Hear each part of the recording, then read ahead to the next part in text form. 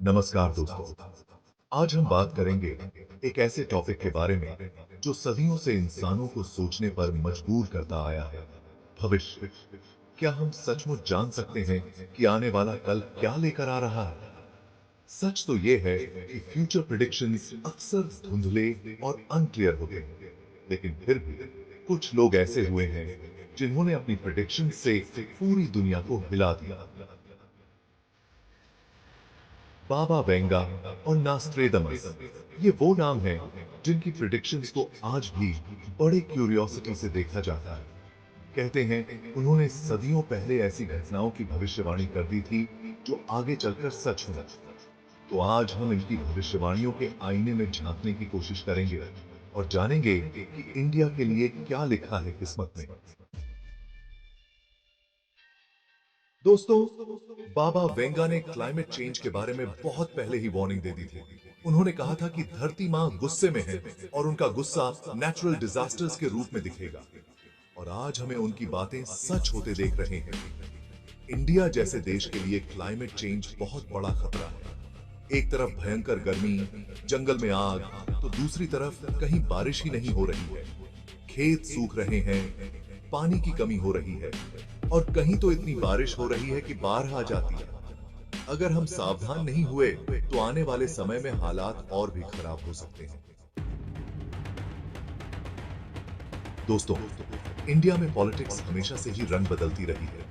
यहाँ पावर की लड़ाई में नए नए दांव पेंच चलते रहते हैं। बाबा वेंगा की भविष्यवाणियों में भी इंडिया के पॉलिटिकल फ्यूचर के बारे में कुछ संकेत मिलते हैं। वेंगा ने कहा था कि इंडिया में ऐसे नेता आएंगे जो देश को प्रोग्रेस की राह पर ले जाएंगे, लेकिन साथ ही उन्होंने ये भी कहा था कि पावर के भूखे लोग भी होंगे जो देश को तोड़ने की कोशिश करेंगे। हमें ऐसे नेताओं को चुनना होगा जो देश को रिलीजन और कास्ट के नाम पर न बांटे, बल्कि सबको साथ लेकर चले।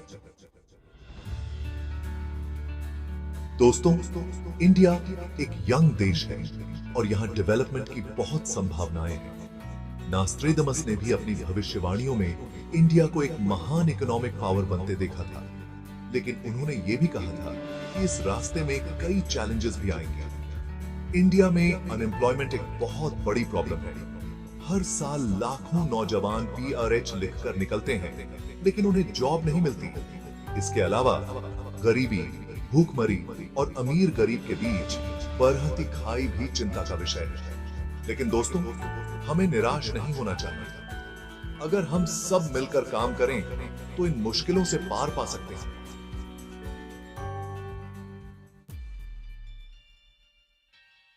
दोस्तों, नास्ट्रेडमस ने अपनी भविष्यवाणियों में कई वॉर्स और कॉन्फ्लिक्ट्स का जिक्र किया है।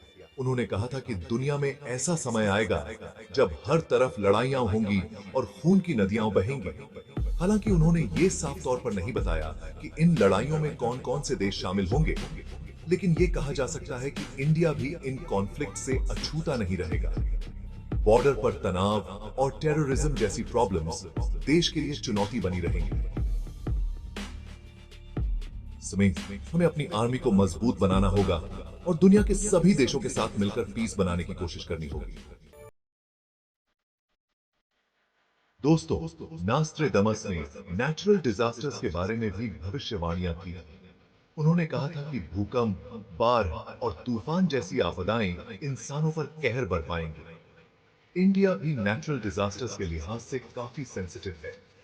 यहाँ हर साल अर्थक्वेक, फ्लड और सूखा जैसी आपदाएं आती रहती हैं, जिनसे बहुत नुकसान होता है। हमें इन आपदाओं से निपटने के लिए तैयार रहना होगा। दोस्तों, नास्ट्रेडमस की भविष्यवाणियों में यह भी कहा गया है कि आने वाले समय में लोगों में स्पिरिचुअल अवेयरनेस बढ़ेगी। लोग रिलीजन और स्पिरिचुअलिटी की ओर रुझान करेंगे और अपने अंदर झांकने की कोशिश करेंगे।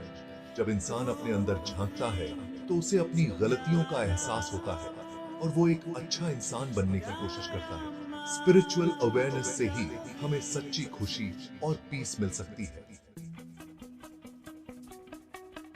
दोस्तों, फ्यूचर किसी को नहीं पता।